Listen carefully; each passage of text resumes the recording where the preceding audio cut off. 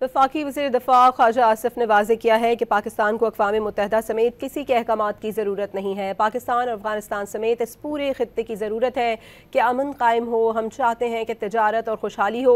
अफ़गानिस्तान की जानिब से ज़ुबानी यकीन दहानियाँ कराई जा रही हैं। अगर वो किसी मुआहदे का हिस्सा बन जाती हैं तो वो दोनों ममालिक और ख़ित्ते के लिए बहुत अच्छा होगा। वो पार्लियामेंट हाउस के बाहर गुफ्तगू कर रहे थे। जी, हमें किसी इंस्ट्रक्शन की ज़रूरत नहीं है जी। आप समझदार लगते हैं मुझे।